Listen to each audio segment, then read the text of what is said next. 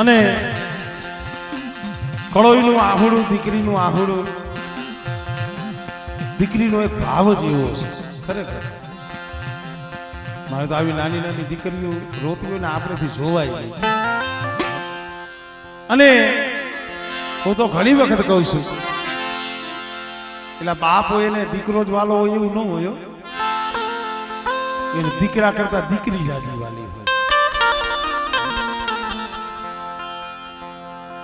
એને દીકરા કરતા દીકરી વાલી હોય. અમારે ધીરુભાઈ ને બેઠા છે ને, અમારે મૈયાભાઈ,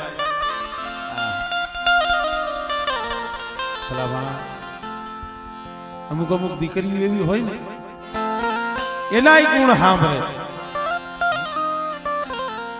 હું તો મારી નાયતમાં જાઉં છું, કાયમ કહું છું, ભાઈ આપણી દીકરી નાયતના ઘરે, નાયતની દીકરી આપણા ઘરે.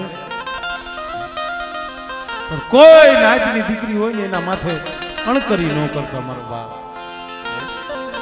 કારણ કે એનો ત્યાગ કેવડો છે, એનું બલિદાન કેવડું છે.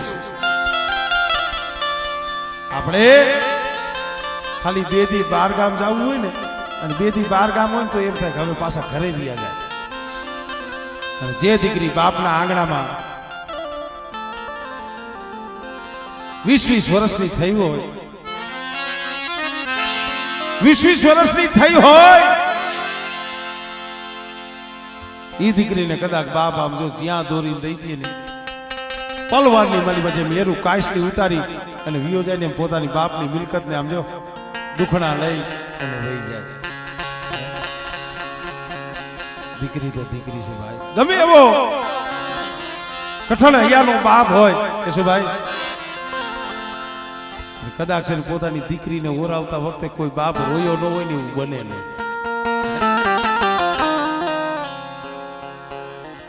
ગમે એવો બાપ કઠણ હૈયાનો હોય, દીકરી હારે જાતી હોય ને કોઈ બાપ આમ જોઈને હૈયું હાથ રાખી દે ને એવું બન્યું નથી. જનક રાજા વધે ઈ કહેવાય, પણ સીતાજીને ઓરવતા વખતે ઈ રોયા હતા, રામને પૈકે લાગ્યા હતા, રામ મારી દીકરીને ધ્યાન રાખ. દીકરી તો દીકરી છે. અમારે ખાલી આ દીકરીઓને જોઈને મને એક યાદ આવે છે.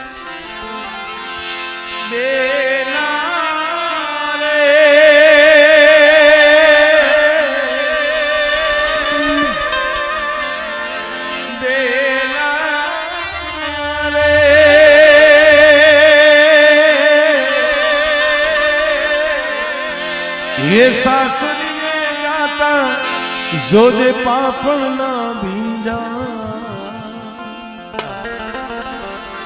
दीकरी तो पर की थापण केवा,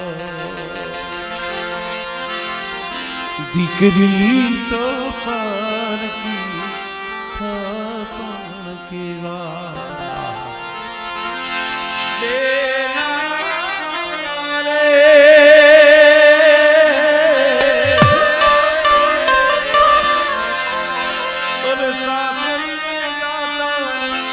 जोज पापड़ ना भींजा, दीकरी तो पार की थापण केवा. दीकरी ने गा ए दोरो त्या જા, દીકરી તો પાર કી થાપણ કેવા. મિત્રો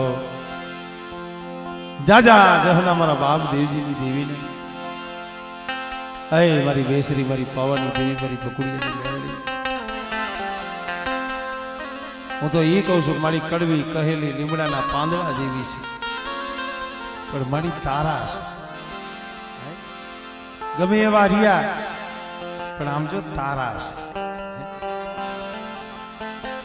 ગમે એ કરશે પણ છેવટે દયા તો તારે જ લાવવી જોઈએ. જાજા ભાવે કેટલાય સમયથી વસ્તી રાહ જોઈને બેઠી હતી, અને આજ વસ્તીની ખબરે અહીંયા આવી. ધન ઘડી ધન ભાઈ કે દાદા જહના મારા બાપ દેવજીની દેવીને. પણ ભૂપતભાઈ દેવી એક બોલી માની મારી વસ્તી મારી કીધી કરો અને વસ્તીની માલી પાસે કભાવ હોય ને કભાવ